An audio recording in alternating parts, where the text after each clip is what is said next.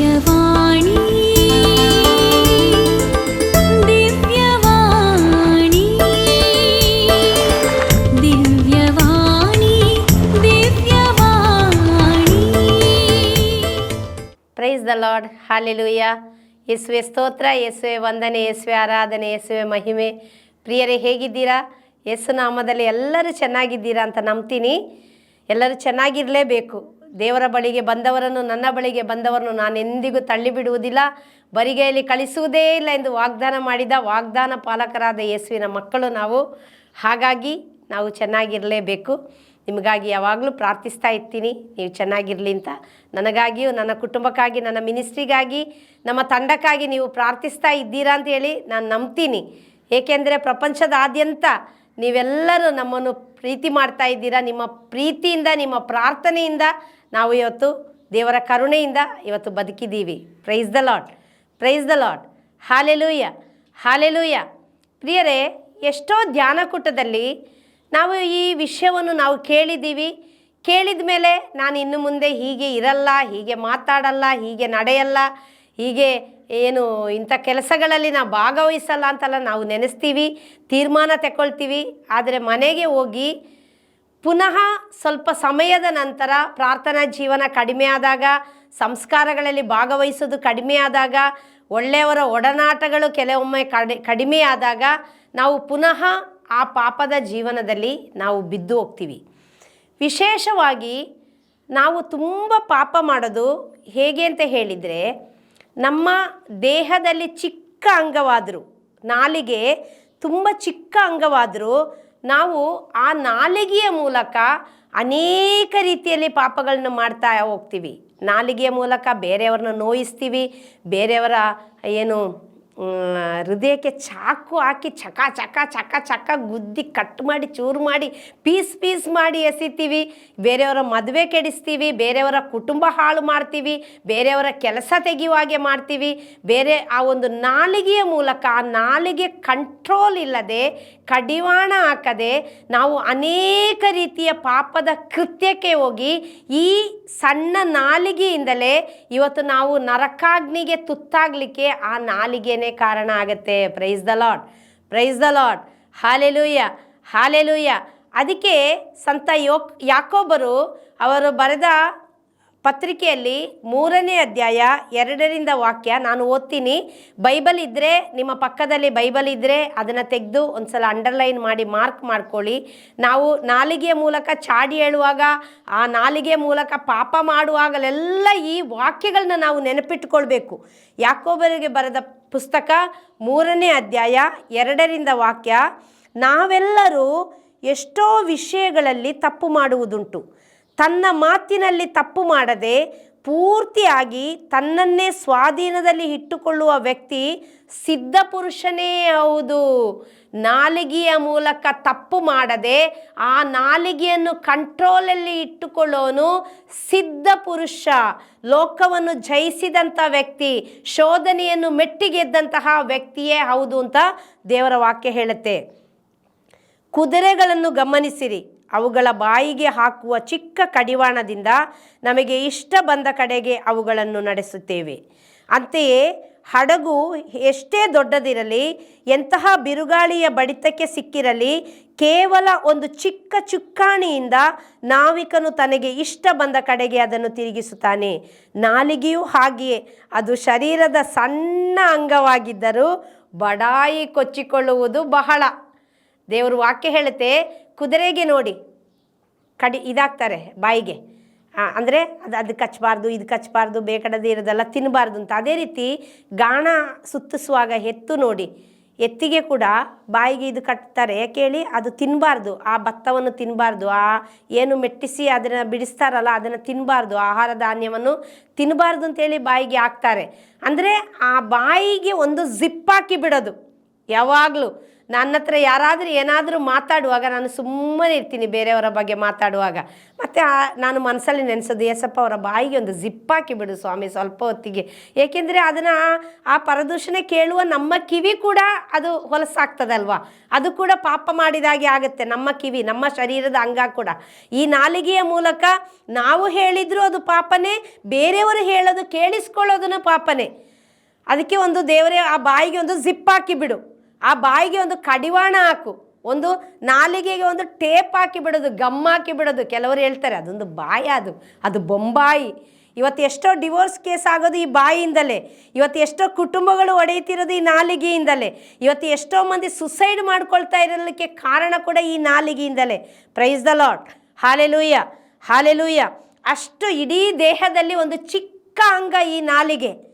ಆ ನಾಲಿಗೆಯಿಂದ ಇವತ್ತು ಏನೆಲ್ಲ ಪರಿಸ್ಥಿತಿ ಆಗ್ತದೆ ರೀ. ಇಡೀ ಪ್ರಪಂಚದಲ್ಲಿ ಆಟಮ್ ಬಾಂಬಿಗಿಂತ ಶಾರ್ಪ್ ಆದದ್ದು ಈ ನಾಲಿಗೆ. ಒಂದು ಆಟಮ್ ಬಾಂಬ್ ಬಿದ್ದರೆ ಆ ಊರು ಸುಟ್ಟೋಗ್ಬೋದು, ಆ ಕೇರಿ ಸುಟ್ಟೋಗ್ಬೋದು, ಆ ಜಿಲ್ಲೆ ಸುಟ್ಟೋಗ್ಬೋದು, ಆ ರಾಜ್ಯ ಸುಟ್ಟೋಗ್ಬೋದು, ಹೆಚ್ಚಂದರೆ ಆ ದೇಶ ಸುಟ್ಟೋಗ್ಬೋದು. ಆದರೆ ಈ ನಾಲಿಗೆಯಿಂದ ಇಡೀ ಪ್ರಪಂಚನೇ ಸುಟ್ಟು ಹೋಗುತ್ತೆ.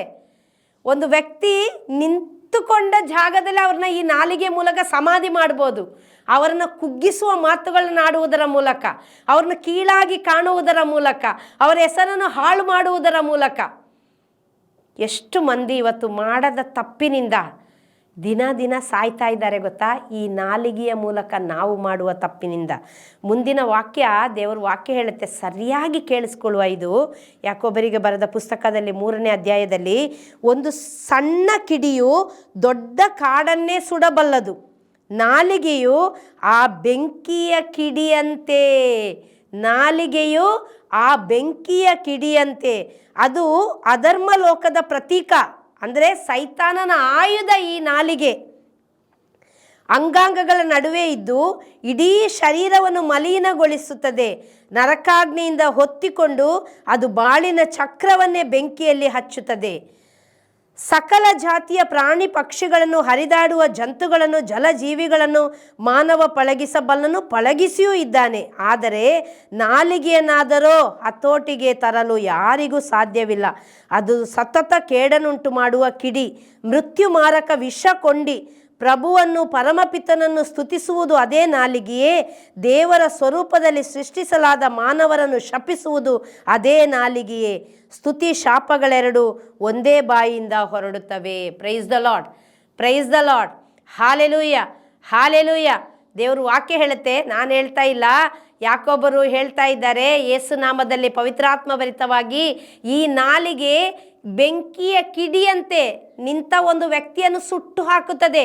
ಇಡೀ ಊರನ್ನೇ ಸುಟ್ಟು ಹಾಕ್ತದೆ, ಇಡೀ ದೇಶವನ್ನೇ ಸುಟ್ಟು ಹಾಕ್ತದೆ, ಇಡೀ ಪ್ರಪಂಚವನ್ನೇ ಸುಟ್ಟು ಹಾಕ್ತದೆ.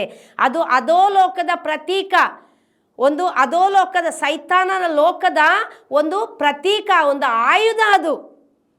ಅದು ಮನುಷ್ಯನ ಜೀವವನ್ನು ತೆಗೆಯುವಂತಹ ವಿಷ ಕೊಂಡಿ. ಅದನ್ನು ಕಂಟ್ರೋಲ್ ಮಾಡದಿದ್ದರೆ ನಿನ್ನ ಜೀವನ ಹಾಳಾಗೋದು ಮಾತ್ರ ಅಲ್ಲ, ನಮ್ಮ ಕುಟುಂಬ ಹಾಳಾಗೋದು ಮಾತ್ರ ಅಲ್ಲ, ನಮ್ಮ ಜೊತೆ ಯಾರೆಲ್ಲ ಸಂಪರ್ಕ ಇಟ್ಕೊಂಡಿದ್ದಾರೋ ಅವರೆಲ್ಲ ಜೀವನವು ಸರ್ವನಾಶ ಆಗಿ ಹೋಗ್ತದೆ ಪ್ರಿಯರೇ, ಸರ್ವನಾಶ ಆಗಿ ಹೋಗ್ಬಿಡ್ತದೆ. ನನಗೆ ಗೊತ್ತು, ಒಂದು ಅಮ್ಮ, ಅವರಿಗಿಬ್ಬರು ಹೆಣ್ಣು ಮಕ್ಕಳು. ಅವ್ರು ನೋಡಲಿಕ್ಕೆ ಅಂಥ ಚಂದ ಇಲ್ಲ, ಅಂಥ ಜ್ಞಾನ ಉಳ್ಳ ಮಕ್ಕಳು ಅಲ್ಲ, ಆದರೆ ಆ ಮಕ್ಕಳು ತುಂಬ ಒಳ್ಳೆ ಹೆಣ್ಣು ಮಕ್ಕಳು. ಓಕೆ. ಆದರೆ ಈ ತಾಯಿಗೆ, ಆ ತಾಯಿಯ ನಾಲಿಗೆ ಸ್ವಲ್ಪ BBC ನ್ಯೂಸ್ ಥರ.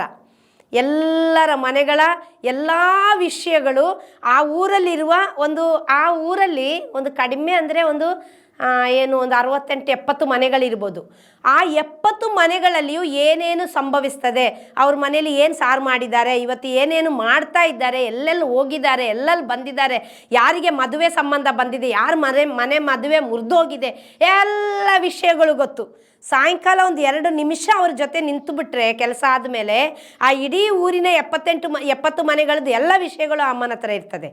ಈ ಅಮ್ಮ ಅದು ಮಾತ್ರ ಅಲ್ಲ, ಎಲ್ಲರ ನ್ಯೂಸ್ ಕಲೆಕ್ಟ್ ಮಾಡೋದು ಮಾತ್ರ ಅಲ್ಲ, ತುಂಬ ಕೆಡುಕನು ಕೂಡ ಮಾಡೋದು. ಗಂಡನ ಬಗ್ಗೆ ಹೆಂಡತಿ ಹತ್ರ ಹೇಳೋದು, ಹೆಂಡತಿ ಬಗ್ಗೆ ಗಂಡನ ಹತ್ರ ಹೇಳೋದು.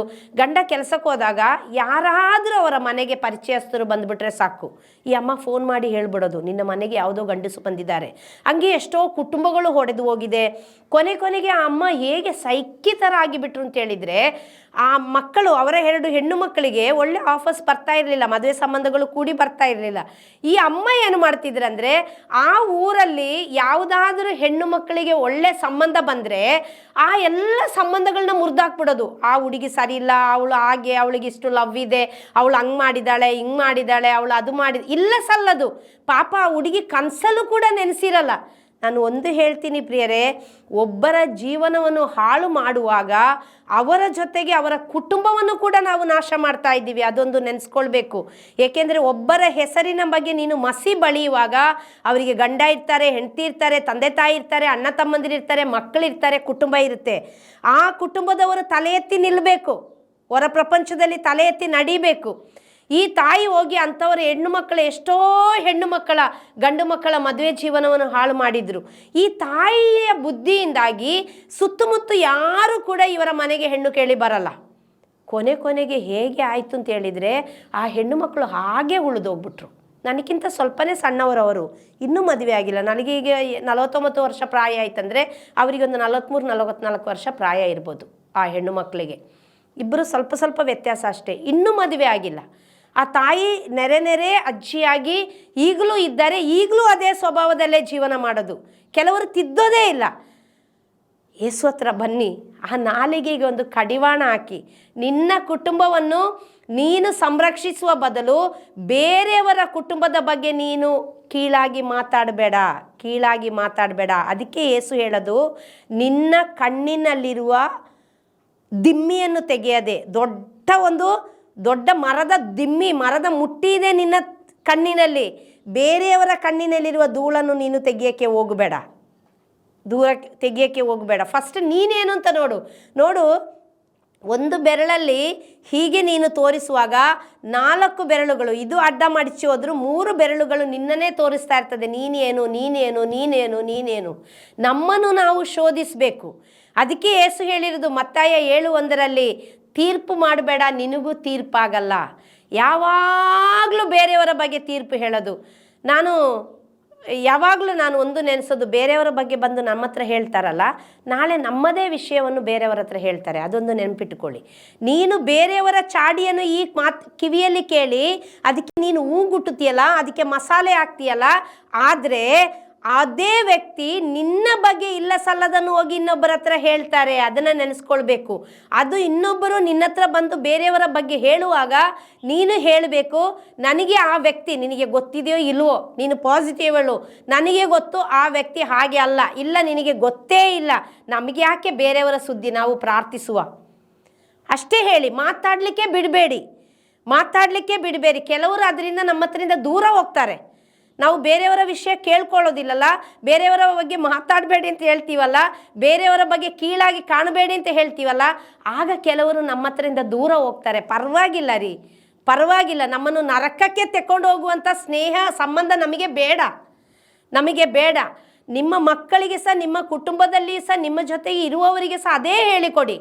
ಅವರು ಕೇಳಿದರೆ ಕೇಳಲಿ, ಬಿಟ್ಟರೆ ಬಿಡಲಿ, ಆದರೆ ದೇವರ ಮುಂದೆ ನೀನು ಪ್ರಾಮಾಣಿಕವಾಗಿರ್ತೀಯ. ಈ ನಾಲಿಗೆ ಎಷ್ಟು ಕೆಟ್ಟ ನಾಲಿಗೆ ಅಂತ ಹೇಳಿದರೆ ಪ್ರಿಯರೇ, ಸಿರಾಕನ ಪುಸ್ತಕ 28ನೇ ಅಧ್ಯಾಯ 17-18 ವಾಕ್ಯ ಹೇಳುತ್ತೆ, ಕತ್ತಿಯಿಂದ ದೊಣ್ಣೆಯಿಂದ ಅನೇಕರು ಬಿದ್ದಿದ್ದಾರೆ, ಆದರೆ ಈ ನಾಲಿಗೆಯಿಂದ ಅನೇಕರು ಸತ್ತಿದ್ದಾರೆ. ಎಂಥ ವಾಕ್ಯ ನೋಡಿರಿ. ಆ ಕತ್ತಿಯಲ್ಲಿ ಕೊಚ್ಚಿ ಹಾಕಿದ್ರು, ಸ್ಟಿಚ್ ಹಾಕಿ ಬ್ಲಡ್ ಕೊಟ್ಟು ಅವರು ಪುನಃ ಎದ್ದು ಬರ್ತಾರೆ. ದೊಣ್ಣೆಯಲ್ಲಿ ತಲೆಗೆ ಬಡ ಅಂತ ಬಡಿದ್ರು, ಅವರು ಬಿದ್ದು ಎದ್ದು ಬರ್ಬೋದು. ಆದರೆ ಈ ನಾಲಿಗೆಯಿಂದ ಅನೇಕರು ಸತ್ತಿದ್ದಾರೆ. Praise the Lord. ಹಾಲೆಲೂಯ. ಕೆಲಸದ ಜಾಗದಲ್ಲಿ ನಾಲಿಗೆಯ ಮೂಲಕ ಕೆಟ್ಟದ್ದು ಹೇಳೋದು. ಕೆಲವರು ಬಾಯಿ ತೆಗೆದರೆ ಸಾಕು ಸುಳ್ಳಿನ ತಂದೆ ಸೈತಾನ ಅಂತ ಯೇಸು ಹೇಳ್ತಾರೆ. ಅವನು ಸುಳ್ಳಿಗೆ ಮೂಲ ಪುರುಷ ಅಂತ ಹೇಳ್ತಾರೆ. ಹೌದಾದರೆ ಹೌದೇನು, ಇಲ್ಲವಾದರೆ ಇಲ್ಲವೇನು, ಹೆಚ್ಚಿಗೆ ಬಂದರೆ ಅದು ಸೈತಾನನಿಂದ ಬಂದಿದ್ದು ಅಂತ ಯೇಸು ಹೇಳ್ತಾರೆ. ನಿನಗೆ, ನಿನ್ನ ಜೀವನಕ್ಕೆ, ನಿನ್ನ ಕುಟುಂಬಕ್ಕೆ, ನಿನ್ನ ಕೆಲಸಕ್ಕೆ ಆಶೀರ್ವಾದ ಬೇಕಾ? ಬೆಳಿಗ್ಗೆ ಎದ್ದು ಪವಿತ್ರಾತ್ಮರ ಹತ್ರ ಹೇಳು, ಇವತ್ತು ನಾನು ಒಂದು ಸುಳ್ಳು ಕೂಡ ಹೇಳಬಾರ್ದು. ಪವಿತ್ರಾತ್ಮರೇ ನನ್ನ ನಾಲಿಗೆಗೆ ಕಡಿವಾಣ ಹಾಕಿರಿ. ನೋಡಿ, ಒಂದು ಸುಳ್ಳು ಮುಚ್ಚಕ್ಕೆ ಹೋಗಿ 1000 ಸುಳ್ಳು ಹೇಳೋದು. ಕೆಲವೊಮ್ಮೆ ಕೆಟ್ಟ ಸಂಬಂಧಗಳು ಸ್ಟಾರ್ಟ್ ಆದಾಗ ಅವ್ರ ಜೊತೆ ಹೋಗ್ಲಿಕ್ಕೆ, ಅವ್ರ ಜೊತೆ ಮಾತಾಡಲಿಕ್ಕೆ, ಅವ್ರ ಜೊತೆ ಇರಲಿಕ್ಕಾಗಿ ಹೆಂಡತಿ ಹತ್ರ, ಗಂಡನ ಹತ್ರ, ಮಕ್ಕಳ ಹತ್ರ, ತಂದೆ ತಾಯಿ ಹತ್ರ ಸುಳ್ಳು ಹೇಳೋಕ್ಕೆ ಶುರು ಮಾಡೋದು. ಆ ಸುಳ್ಳು ಎಷ್ಟರ ಮಟ್ಟಿಗೆ ಆಗುತ್ತೆ ಅಂತ ಹೇಳಿದ್ರೆ, ಸುಳ್ಳು ಹೇಳಿ ಹೇಳಿ ಹೇಳಿ ಹೇಳಿ ಫಸ್ಟ್ ಹೃದಯಕ್ಕೆ ಪ್ರಿಕ್ಕಾಗ್ತದೆ. ಅಯ್ಯೋ, ನಾನು ತಪ್ಪು ಮಾಡಿದೆ, ಸುಳ್ಳು ಹೇಳಿದೆ, ನನ್ನ ಕುಟುಂಬಕ್ಕೆ ಸುಳ್ಳು ಹೇಳಿದೆ, ನನ್ನ ಬಾಳ ಸಂಗಾತಿಗೆ ಸುಳ್ಳು ಹೇಳಿದೆ, ನನ್ನ ಹೆತ್ತವರಿಗೆ ಸುಳ್ಳು ಹೇಳಿದೆ, ತುಂಬ ಹಾಗೆ ಅನಿಸುತ್ತೆ. ಮತ್ತೆ ಅದು ಹೋಗ್ತಾ ಹೋಗ್ತಾ ಹೋಗ್ತಾ ರೂಢಿಯಾಗಿ ಬಿಡ್ತದೆ. ಬೂದಿ ಮುಚ್ಚಿದ ಕೆಂಡದ ಹಾಗೆ ನಮ್ಮ ಹೃದಯ ಅದಕ್ಕೆ, ಆ ಸುಳ್ಳಿಗೆ, ಆ ಪಾಪಕ್ಕೆ ಅಡಿಯಾಳಾಗಿ ಹೋಗಿ ಬಿಡ್ತದೆ. ಅದಕ್ಕೆ ಬೆಳಿಗ್ಗೆ ಎದ್ದ ತಕ್ಷಣ ಪವಿತ್ರಾತ್ಮರ ಸಹಾಯ ಕೇಳಬೇಕು. ಇವತ್ತು ಈ ನಾಲಿಗೆಯ ಮೂಲಕ ನಾನು ಪಾಪ ಮಾಡಬಾರ್ದು ಸ್ವಾಮಿ, ಈ ನಾಲಿಗೆಯ ಮೂಲಕ ನಾನು ಚಾಡಿ ಹೇಳಬಾರ್ದು ಯೇಸುವೆ, ಈ ನಾಲಿಗೆಯ ಮೂಲಕ ನಾನು ಸುಳ್ಳು ಹೇಳಬಾರ್ದು ಯೇಸುವೆ. ಡೈಲಿ ಅದು ಪ್ರಾಕ್ಟೀಸ್ ಮಾಡುವ. ಒಂದು ಸುಳ್ಳು ಹೇಳೋದಾದರೂ 1000 ಸಲ ಯೋಚನೆ ಮಾಡಬೇಕು. ಅದು ನಾನು ಹೇಳ್ಬೋದಾ, ನಾನು ಹೇಳಿದರೆ ಅದು ಅದರ ಬೇರೆಯವರ ಮೇಲೆ ಏನು ಪರಿಣಾಮ ಬೀಳ್ತದೆ. ನೋಡಿ, ಅಧಿಕಾರಿಗಳ ಹತ್ರ ಹೋಗಿ ಕೆಲವರು ಅವಳು ಹಾಗೆ, ಅವನು ಹೀಗೆ ಹೇಳ್ತೀವಿ, ಓಕೆ, ಅವರ ಕೆಲಸ ಹೋಗ್ತದೆ, ಅವರ ಮೇಲೆ ಅವರಿಗೆ ಒಳ್ಳೆ ಪಾಸಿಟಿವ್ ಮನೋಭಾವ ಇರ್ಬೋದು, ಅದು ಹೋಗ್ತದೆ, ಓಕೆ. ಅದಕ್ಕೆ ಯಾರ ಬಗ್ಗೆ ಮಾತಾಡುವಾಗಲೂ 100 ಸಲ ಯೋಚನೆ ಮಾಡಬೇಕು, ಮಾತಾಡ್ಬೋದಾ. ನಂದೊಂದು ಅಭ್ಯಾಸ ಇದೆ ಮೊದಲಿಂದಲೇ. ನಾನು ಮೊದಲು ಯಾರ ಬಗ್ಗೆ ಏನು ಹೇಳಿದರು, ಯಾರು ನನ್ನ ಹತ್ರ ಏನು ಹೇಳಿದ್ರು, ನಾನು ಯಾರ ಹತ್ರ ಹೇಳೋಕ್ಕೆ ಹೋಗಲ್ಲ. ನನ್ನ ಹೃದಯದಲ್ಲೇ ಇಟ್ಟು ದೇವರ ಹತ್ರ ಹೇಳಿ ಸಮರ್ಪಿಸಿ, ನಂದು ಸ್ವಲ್ಪ ವೀಕ್ನೆಸ್ ಅಂದರೆ ನಾನು ಹತ್ತು ಬಿಡ್ತೀನಿ, ದೇವ್ರ ಮುಂದೆ ಕೂತು ನಾನು ಹತ್ತು ಬಿಡ್ತೀನಿ, ಮತ್ತು ಅದು ತೆಗೆದಾಕಿ ಸುಮ್ಮನೆ ಇರ್ತೀನಿ. ಯೇಸು ಸ್ಪರ್ಶ ತಂಡಕ್ಕೆ ಬಂದಮೇಲೆ ನನಗೆ ದೇವರು ಒಂದು ಆಧ್ಯಾತ್ಮಿಕ ಗುರುಗಳನ್ನ ಕೊಟ್ಟರು. ನಾನು ಪ್ರೋಲೈಫ್ ಮಿನಿಸ್ಟ್ರಿದು ಕೂಡ ಯಾರ ಹತ್ರ ಹೇಳಕ್ಕೆ ಹೋಗಲ್ಲ, ನನ್ನ ಕುಟುಂಬದಲ್ಲಿ ಹೇಳೋಕೆ ಹೋಗಲ್ಲ, ನನ್ನ ಮನೆಯಲ್ಲೂ ಹೇಳೋಕೆ ಹೋಗಲ್ಲ, ನನ್ನ ಬಾಳ ಸಂಗಾತಿ ಹತ್ರ ಆಗಲಿ, ನನ್ನ ಮಕ್ಕಳ ಹತ್ರ ಆಗಲಿ, ನನ್ನ ಕುಟುಂಬದ ಹತ್ರ ಆಗಲಿ, ಬ್ರದರ್ TK ಜಾರ್ಜ್ ಹತ್ರ ಕೂಡ ನಾನು ಹೇಳಲ್ಲ. ಆದರೆ ಧರ್ಮಸಭೆಗೆ ಸಂಬಂಧಪಟ್ಟಿದ್ದು ಅಥವಾ ನನ್ನ ಬಗ್ಗೆ ಯಾರಾದರೂ ಏನಾದರೂ ಹೇಳಿದರೆ ನನಗೆ ನೋವಾಗುತ್ತೆ ಅಲ್ವಾ. ಅದಕ್ಕೆ ಅದು ಫಾದರ್ ಅದಕ್ಕೆ ಏನಾದರೂ ಹೇಳ್ತಾರಾ ಇಲ್ವೋ ಅದೆಲ್ಲ ಸೆಕೆಂಡ್ರಿ. ಆದರೆ ನಾನು ಒಂದು, ನನಗೆ ಕೇಳೋಕ್ಕೆ ಒಂದು ಕಿವಿ ಥರ ಫಾದರ್ ಕಿವಿ. ನಾನು ಫಾದರ್ ಹತ್ರ ಹೇಳೋದು, ಫಾದರ್ ಅವ್ರು ಹಿಂಗೆ ಹೇಳಿದ್ರಂತೆ, ಫಾದರ್ ನನಗೆ ಇಂಥ ಕೇಸು ಸಿಕ್ತು ಫಾದರ್, ನಾನು ಇದನ್ನು ಇಂಥ ಬಿಟ್ಟಿದ್ದೀನಿ, ಏಕೆಂದರೆ ಯಾರಿಗೂ ಗ್ಯಾರಂಟಿ ವಾರಂಟಿ ಇಲ್ಲ. ನಾವು ಬರುವಾಗ ಸೀಲ್ ಹಾಕಿ ಸೈನ್ ಮಾಡಿ ಬಂದಿಲ್ಲ, ಇಷ್ಟು ವರ್ಷ ಇರ್ತೀವಿ, ಇಷ್ಟು ವರ್ಷ ಬಾಳ್ತೀವಿ, ಬದುಕ್ತೀವಿ ಅಂತ. ನಾನು ಎಲ್ಲೋ ಒಂದು ಕೇಸ್ ಹಿಡನ್ ಆಗಿ ಯಾರಿಗೆ ಗೊತ್ತಿಲ್ಲದೆ ಕದ್ದು ಮುಚ್ಚಿ ಒಂದು ಕೇಸ್ ಬಿಟ್ಟಿದ್ರೆ, ನಾನಿವತ್ತು ಸತ್ತೋಗ್ಬಿಟ್ರೆ ನಾಳೆ ಆ ಕೇಸ್ ಬಗ್ಗೆ ಒಬ್ಬರಿಗಾದ್ರೂ ಗೊತ್ತಿರಬೇಕಲ್ಲ. ಅದಕ್ಕೆ ಧರ್ಮಸಭೆಗೆ ಸಂಬಂಧಪಟ್ಟಿದ್ದಾದರೆ ನಾನು ಫಾದರ್ ಫ್ರಾಂಕ್ಲಿನ್ ಹತ್ರ ಹೇಳ್ತೀನಿ, ಫಾದರ್ ಈ ಥರ ಒಂದು ಕೇಸ್ ಬಿಟ್ಟಿದ್ದೀನಿ, ಫಾದರ್ ಈ ಥರ ಒಬ್ಬರು ನನ್ನ ಬಗ್ಗೆ ಹೇಳಿದ್ರಂತೆ. ಅಟ್ಲೀಸ್ಟ್ ಅವರ ನನ್ನ ಒಂದು ಇದು ಏನಂದರೆ, ನನ್ನ ಆಧ್ಯಾತ್ಮಿಕ ಗುರುಗಳಿಗೆ ನನ್ನ ಬಗ್ಗೆ, ನನ್ನ ಕುಟುಂಬದ ಬಗ್ಗೆ, ನನ್ನ ಸುತ್ತಮುತ್ತಿನ ಬಗ್ಗೆ ಎಲ್ಲ ಗೊತ್ತಿರಬೇಕು. ಅವರು ನನಗಾಗಿ, ನನ್ನ ಕುಟುಂಬಕ್ಕಾಗಿ, ನನ್ನ ಮಿನಿಸ್ಟ್ರಿಗಾಗಿ ಪ್ರಾರ್ಥಿಸ್ತಾರೆ. ನನಗೆ 100% ಗೊತ್ತುಂಟು, ಅದು ದೇವರ ಹತ್ರ ಅವರು ಸಮರ್ಪಿಸಿ, ಬಲಿಪೂಜೆಯಲ್ಲಿ ಸಮರ್ಪಿಸಿ ಅದಕ್ಕಾಗಿ ಪ್ರಾರ್ಥಿಸ್ತಾರೆ ಅಂತ. ಮತ್ತು ಅವ್ರು ನನಗೆ ಪ್ರಾರ್ಥಿಸುವಾಗ ಕೂಡ ಅವ್ರು ನನಗೆ ಹೀಗೆ ಪ್ರೇಯರ್ ಮಾಡೋದು, ಯೇಸುವೆ ಈ ಮಗಳನ್ನು ನೋಡುವ ಕಣ್ಣುಗಳು, ಕೆಟ್ಟದಾಗಿ ನೋಡುವ ಕಣ್ಣುಗಳನ್ನು ಬಂಧಿಸ್ತೇನೆ, ಕೆಟ್ಟದಾಗಿ ಮಾತನಾಡುವ ನಾಲಿಗೆಯನ್ನು ಬಂಧಿಸ್ತೇನೆ ಯೇಸು ನಾಮದಲ್ಲಿ. ಹಾಗೆ ಪ್ರಾರ್ಥಿಸುವಾಗ ಒಬ್ಬರು ಗುರುಗಳು ಪ್ರಾರ್ಥಿಸುವಾಗ ಆಶೀರ್ವಾದ ನನ್ನ ಮೇಲೆ ಬರುತ್ತಲ್ಲ, ಅವ್ರು ಯಾರ ಹತ್ರ 100% ಯೇಸು ನಾಮದಲ್ಲಿ ಹೇಳಲ್ಲ ಅಂತ ಹೇಳುವ ನಂಬಿಕೆಯಿಂದ ನನಗೆ ಅಷ್ಟು, ನನಗೂ ನನ್ನ ಕುಟುಂಬಕ್ಕೂ ಒಂದು ಟ್ರಸ್ಟ್ ಇರುವ ಕಾರಣ ನಾವು ಅದನ್ನು ಅವರ ಹತ್ರ ಶೇರ್ ಮಾಡ್ತೀವಿ. ನನ್ನ ಕುಟುಂಬ ಕೂಡ ಅಷ್ಟೇ. ನನ್ನ ಮಗಳು ವಾರಲ್ಲಿ, ಯುಕ್ರೇನಲ್ಲಿ ಅವಳು ಓದ್ತಾ ಇರುವಾಗ ವಾರ್ ಆಗಿದ್ದು ನಿಮಗೆಲ್ಲ ಗೊತ್ತಿದೆ, ಹೆಚ್ಚಿನವರಿಗೆ ನೀವೆಲ್ಲರೂ ತುಂಬ ಮಂದಿ ಪ್ರಾರ್ಥಿಸಿದ್ದೀರ, ಅದಕ್ಕಾಗಿ ನಾನು ಥ್ಯಾಂಕ್ಸ್ ಹೇಳ್ತೀನಿ. ಅವಳು ವಾರಿಂದ ಬರುವಾಗ ಕೂಡ ನನ್ನ ಹತ್ರ, ನನ್ನ ಹಸ್ಬೆಂಡ್ ಹತ್ರ, ಬ್ರದರ್ TK ಜಾರ್ಜ್ ಹತ್ರ, ನನ್ನ ಕುಟುಂಬದ ಜೊತೆ ಕಾಂಟ್ಯಾಕ್ಟ್ ಮಾಡಿದ್ದಕ್ಕಿಂತ ಹೆಚ್ಚಾಗಿ ಫಾದರ್ ಫ್ರಾಂಕ್ಲಿನ್ ಅವ್ರ ಹತ್ರ ಕಾಂಟ್ಯಾಕ್ಟಲ್ಲಿದ್ದರು. ನಾನೇ ಒಂದು ಅಳುಮುಂಜಿತೆ, ಎಲ್ಲರಿಗೂ ಗೊತ್ತುಂಟು. ನನಗೆ ಅಳಕ್ಕೆ ಒಂದೇ ಬರೋದು, ದೇವರ ಹತ್ರ ಪ್ರೇಯರ್ ಮಾಡೋಕ್ಕೆ, ಅಳಕ್ಕೆ. ನಾನು ಅದೆರಡೇ ಮಾಡೋದು. ಏನಾದರೂ ತುಂಬ ಇದು ಬಂದರೆ ನಾನು ಯಾರ ಹತ್ರ ಎಕ್ಸ್ಪ್ರೆಸ್ ಮಾಡೋಕ್ಕೆ ಹೋಗಲ್ಲ. ಹಾಗೆ ಅವಳು ಏನೇನು ಸಂಭವಿಸ್ತಾ ಉಂಟು, ಎಲ್ಲಿ ಇದ್ದೀನಿ, ಅಲ್ಲಿ ಅವಸ್ಥೆ ಏನು ಅಂತ ಅವಳು 100% ಫಾದರ್ ಹತ್ರ ಹೇಳ್ತಾ ಇದ್ಲು, ಫಾದರ್ ಪ್ರೇಯರ್ ಮಾಡ್ತಾಯಿದ್ರು. ಅದು ದೇವರ ಕರುಣೆ. ಹಾಗೆ ನಮ್ಮ ಯಾರಾದರೂ ನಮ್ಮ ಹತ್ರ ಬಂದು ಯಾರ ಬಗ್ಗೆ ಆದರೂ ಮಾತಾಡಿದರೆ, ಏನಾದರೂ ಹೇಳಿದರೆ ಅದನ್ನು ಯಾರ ಹತ್ರ ಹೇಳದೆ ಅವರ ಮಾನ ಮರ್ಯಾದೆಯನ್ನು ಕಾಪಾಡುವುದು ನಮ್ಮ ಒಂದು ಕರ್ತವ್ಯ.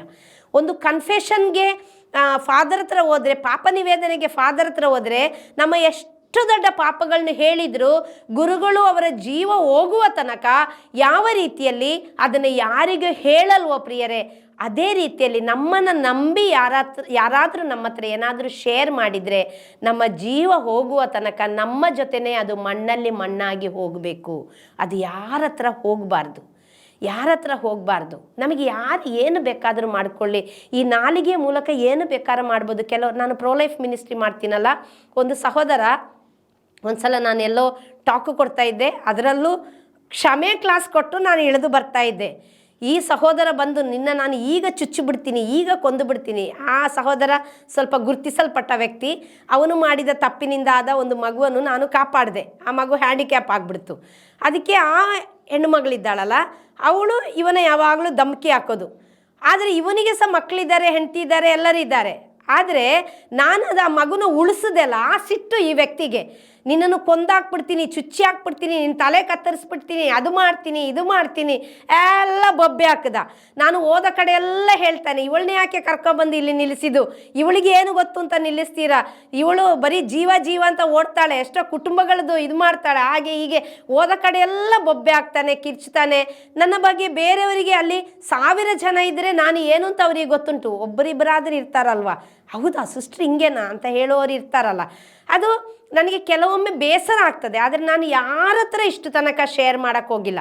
ನಾನು ಯಾವಾಗಲೂ ಆ ವ್ಯಕ್ತಿಗಾಗಿ ಪ್ರಾರ್ಥಿಸ್ತೀನಿ. ಅದು ಅಲ್ಲಿ ಕೇಳಿದ ಕೆಲವರು ಹೇಳಿದರು, ಇವನು ಹೋದ ಕಡೆಯೆಲ್ಲ ನಿಮ್ಮ ಹಿಂಗೆ ಬೊಬ್ಬೆ ಆಗ್ತಾನಲ್ಲ ಸಿಸ್ಟರ್, ಅವನು ಮಾಡಿದ ತಪ್ಪು, ನೀವು ಒಂದು ಮಗುನ ಉಳಿಸಿದ್ರಿ, ಒಂದು ಜೀವ ಉಳಿಸಿದ್ರಿ, ಇವನು ಯಾಕೆ ನಿಮಗೆ ಇಷ್ಟು ಕಷ್ಟ ಕೊಡ್ತಾನೆ, ನೀವೊಂದು ಪೊಲೀಸ್ ಕಂಪ್ಲೇಂಟ್ ಕೊಡಿ. ನಾನು ಹೇಳಿದೆ, ಯಾಕೆ ಕೊಡೋದು, ನಾನು ಕ್ಷಮೆ ಕ್ಲಾಸ್ ಕೊಡೋದು, ಯೇಸು ನಾಮದಲ್ಲಿ ಕ್ಷಮಿಸಿ ಪ್ರೀತಿಸಿ ಅಂತ ಹೇಳೋದು. ಯೇಸು ಹೇಳ್ತಾರೆ, ನಿನ್ನ ಶತ್ರುಗಳಿಗಾಗಿ ನೀನು ಪ್ರಾರ್ಥಿಸು, ನಿನ್ನ ಪೀಡಿಸಿದವರಿಗಾಗಿ ನೀನು ಪ್ರಾರ್ಥಿಸಿ ಕ್ಷಮಿಸು, ಅವ್ರನ್ನ ದೇವರು ಆಶೀರ್ವದಿಸ್ತಾರೆ.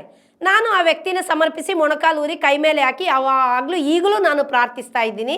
ಸಾಧ್ಯ ಆದರೆ ಅಂಥ ವ್ಯಕ್ತಿಗಳಿಗಾಗಿ ನೀವು ಪ್ರಾರ್ಥಿಸಿ, ಅಷ್ಟೇ. ಏನೂ ಇಲ್ಲ, ನಾವು ಏನು ಒತ್ತು ತಂದಿಲ್ಲ, ಏನು ಒತ್ತುಕೊಂಡು ಹೋಗಲ್ಲ. ನಾವು ನಮ್ಮ ನಾಲಿಗೆಯ ಮೂಲಕ ಪಾಪ ಮಾಡುವಾಗ ನೋಡಿ, ಆ ವ್ಯಕ್ತಿ ನನಗೆ ನಾಲಿಗೆಯ ಮೂಲಕ ಪಾಪ ಮಾಡುವ ರೀತಿಯಲ್ಲಿ ಆ ವ್ಯಕ್ತಿ ಆ ನಾಲಿಗೆಯಿಂದ ನನ್ನನ್ನು ಯಾವಾಗಲೂ ಬೈತಾ ಇರ್ತಾನೆ. ಓಕೆ, ನಾನು ಆ ಸಿಟ್ಟಿನಿಂದ ಎಲ್ಲಾದರೂ ಹೋಗಿ ಕೇಸು ಗೀಸು ಕೊಟ್ಟರೆ, ಅವನಿಗೊಂದು ಹೆಂಡತಿ ಇದ್ದಾರೆ, 2-3 ಮಕ್ಕಳಿದ್ದಾರೆ, ಆ ಕುಟುಂಬದ ಗತಿ ಏನಾಗಬೇಕು? ಅವನು ಮಾಡಿದ ಪಾಪ ಅವನ ಒಳಗೆ ಕಾಡ್ತಾ ಉಂಟು. ಅವನ ನಿದ್ದೆ ಮಾಡೋಕ್ಕೆ ಬಿಡ್ತಾ ಇಲ್ಲ, ಊಟ ಮಾಡೋಕ್ಕೆ ಬಿಡ್ತಾ ಇಲ್ಲ, ಬೆನ್ನತ್ತಿ ಕಾಡ್ತಾ ಉಂಟು ಅವನ ಪಾಪದ ಫಲ. ಅದಕ್ಕೆ ಅವನು ನನ್ನನ್ನು ನೋಯಿಸಲಿಕ್ಕೆ ಬರ್ತಾನೆ, ನನ್ನನ್ನು ಸಮಾಧಾನದಲ್ಲಿ ಜೀವಿಸಲಿಕ್ಕೆ ಬಿಡಬಾರ್ದು ಅಂತೇಳಿ. ಆದರೆ ನಾನು ಪದೇ ಪದೇ ಅವನನ್ನು ಕ್ಷಮಿಸಿ ಯೇಸುವಿಗೆ ಸಮರ್ಪಿಸುವಾಗ, ಯೇಸುವಿನ ಕರುಣೆ ನನ್ನ ಮೇಲೆ ಇಳಿದು ಬರುವಾಗ ದಿನ ದಿನ ನನಗೆ ಆಶೀರ್ವಾದ ಜಾಸ್ತಿ ಆಗುತ್ತೆ ಹೊರತು ಕಡಿಮೆ ಆಗಲ್ಲ. ನಿನ್ನ ಬಗ್ಗೆ ಯಾರು ಏನು ಬೇಕಾದರೆ ಹೇಳಲಿ, ನಿನ್ನ ಬೆನ್ನಿಗೆ ಚೂರಿ ಹಾಕಲಿ, ನಿನ್ನ ಹೆಸರನ್ನು ಹಾಳು ಮಾಡಲಿ, ನೀನು ಮಾಡದ ತಪ್ಪಿಗೆ ನಿನ್ನನ್ನು ಹೆಚ್ಚಾಗಿ ಹೆಣ್ಣು ಮಕ್ಕಳು ತುಂಬ ನೋವು ಪಡೋದು ಎಲ್ಲಿ ಗೊತ್ತಾ? ಶೀಲದ ಬಗ್ಗೆ ಹೇಳುವಾಗ, ನೀನು ಮಾಡದ ಒಂದು ತಪ್ಪಿನ ಬಗ್ಗೆ ನಿನ್ನನ್ನು ಬಗ್ಗೆ ಹೇಳುವಾಗ ತುಂಬ ಹೆಣ್ಣು ಮಕ್ಕಳು ಸುಸೈಡ್ ಹಂತ ತನಕ ಹೋಗಬೇಡಿ. ಯೇಸು ಇದ್ದಾರೆ. ಯೇಸು ಅಂದರೆ ಸತ್ಯ.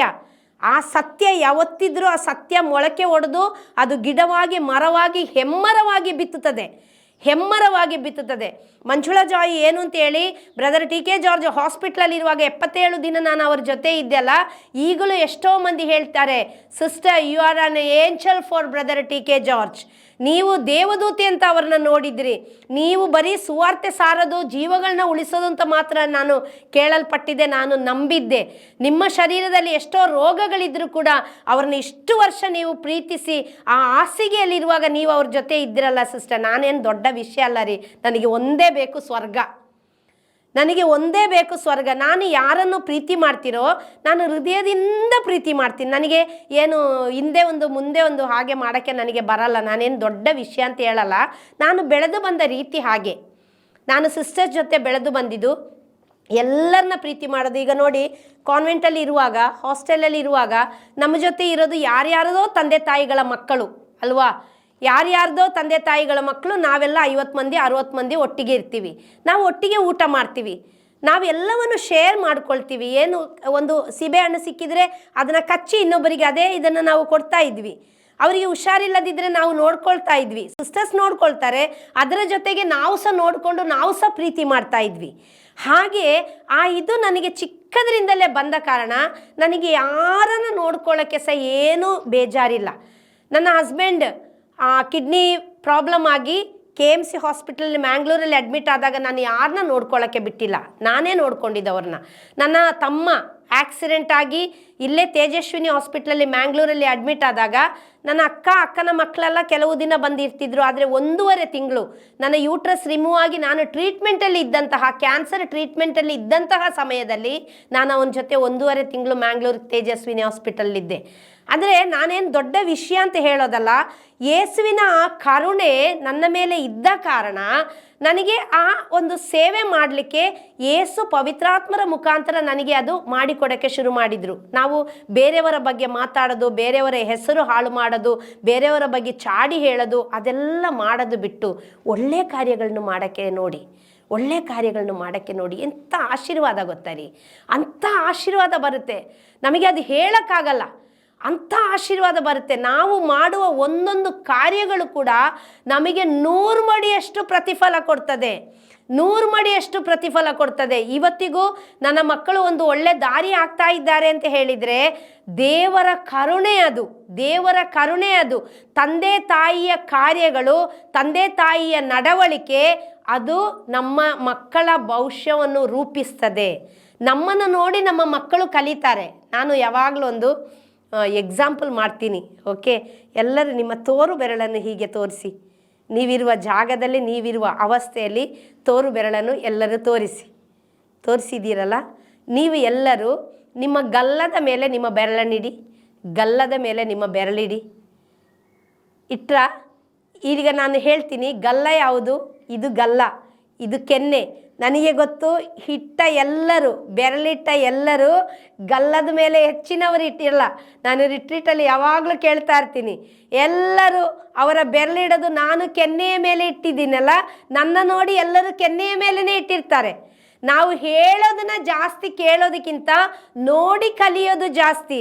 ನೀನು ಮನೆಯಲ್ಲಿ ಪರದೂಷಣೆ ಮಾಡದಿದ್ರೆ, ನೀನು ಮನೆಯಲ್ಲಿ ಚಾಡಿ ಹೇಳದಿದ್ರೆ, ನೀನು ಮನೆಯಲ್ಲಿ ಹೊಲಸು ಮಾತನಾಡದಿದ್ರೆ, ನೀನು ಮನೆಯಲ್ಲಿ ಪೋಲಿ ಮಾತುಗಳನ್ನು ಆಡದಿದ್ರೆ ನಿನ್ನ ಮಕ್ಕಳು ಕೂಡ ಅದನ್ನು ಹೇಳೋದಿಲ್ಲ. ಆ ವರ್ಡ್ಸ್, ಆ ಪದಗಳು, ಆ ಭಾಷೆ ನಮ್ಮ ಮಕ್ಕಳಿಗೆ, ನಮ್ಮ ಕಿರಿಯರಿಗೆ, ಚಿಕ್ಕವರಿಗೆ ಅದು ಬರಲ್ಲ.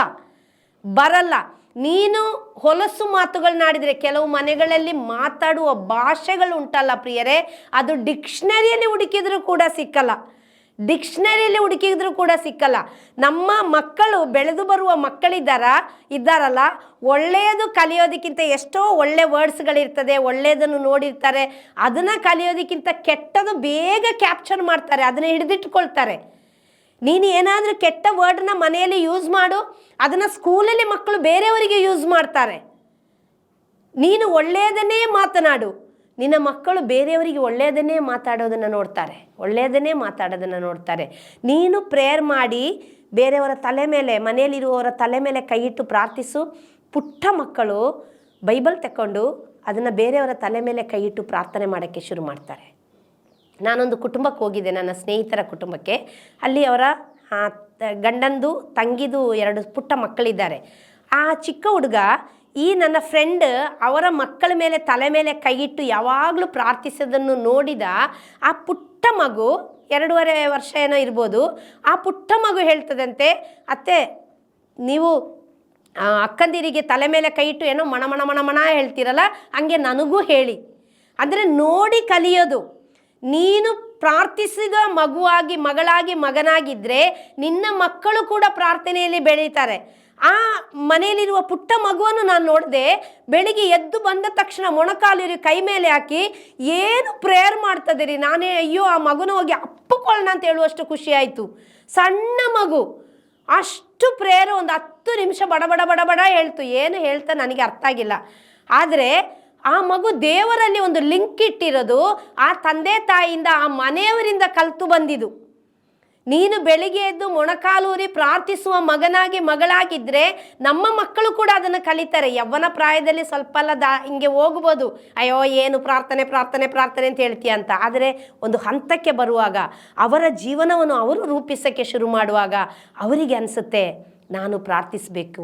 ಈ ನಾಲಿಗೆಯಲ್ಲಿ ದೇವರು ಜೀವವನ್ನು ಮರಣವನ್ನು ಇಟ್ಟಿದ್ದಾರೆ. ಅದಕ್ಕೆ ದೇವರ ವಾಕ್ಯ ಹೇಳೋದು, ಈ ನಾಲಿಗೆಯಲ್ಲೇ ನೀನು ಸ್ತುತಿ ಮಾಡ್ತೀಯ. ಯಾಕೋಬರಿಗೆ ಬರೆದ ಪುಸ್ತಕ 3ನೇ ಅಧ್ಯಾಯದಲ್ಲಿ ದೇವರ ವಾಕ್ಯ ಹೇಳುತ್ತೆ 9ರಿಂದ, ಪ್ರಭುವನ್ನು ಪರಮಪಿತನನ್ನು ಸ್ತುತಿಸುವುದು ಅದೇ ನಾಲಿಗೆಯೇ, ದೇವ ಸ್ವರೂಪದಲ್ಲಿ ಸೃಷ್ಟಿಸಲಾದ ಮಾನವನನ್ನು ಶಪಿಸುವುದು ಅದೇ ನಾಲಿಗೆಯೇ. ಬಾಯಿ ತೆಗೆದ್ರೆ ಶಾಪ ಹಾಕೋದು, ಬಾಯಿ ತೆಗೆದ್ರೆ ಸುಳ್ಳು, ಮೋಸ, ವಂಚನೆ, ಕಪಟತನದಲ್ಲಿ ಜೀವಿಸೋದು. ಹೊರಗಡೆ ಬರುವ ಈ ನಾಲಿಗೆಯನ್ನು ಒಳ್ಳೆಯದು ಮಾತಾಡೋಕ್ಕೆ ಶುರು ಮಾಡಿ. ನಿನ್ನ ನಾಲಿಗೆಯಲ್ಲಿ ದೇವರು ಜೀವವನ್ನು ಮರಣವನ್ನು ಇಟ್ಟಿದ್ದಾರೆ. ಯಾರಾದರೂ ಏನಾದರೂ ಕೇಳಿದರೆ ಸಾಕು, ಹೇಗಿದ್ದೀಯಾ? ಅಯ್ಯೋ ಹೇಗಿದ್ದೀನೋ, ಸತ್ತಿದ್ದೀನೋ, ಬದುಕಿದ್ದೀನೋ ಯಾರಿಗೆ ಗೊತ್ತು, ಅಯ್ಯೋ ಇದಾಗುತ್ತಾ, ಅಯ್ಯೋ ಏನಾಗೋದು. ಯಾರಾದರೂ ಏನಾದರೂ ಮಾಡೋದಾದರೆ ನಮ್ಮ ಹತ್ರ ಬಂದು ಹೇಳಿದರೆ, ಅಯ್ಯೋ ಅದು ಸಕ್ಸಸ್ ಆಗಲ್ಲ, ನಿನಗೆ ಅದರ ಬಗ್ಗೆ ಗೊತ್ತು ಕೂಡ ಇರಲ್ಲ. ಬಾಯಿ ತೆಗೆದ್ರೆ ನೆಗೆಟಿವ್ಸ್ ಹೇಳ್ಬಿಡೋದು, ಪಾಸಿಟಿವ್ ಹೇಳು. ದೇವರು ನಿನ್ನ ನಾಲಿಗೆಯಲ್ಲಿ ಜೀವವನ್ನು ಇಟ್ಟಿದ್ದಾರೆ.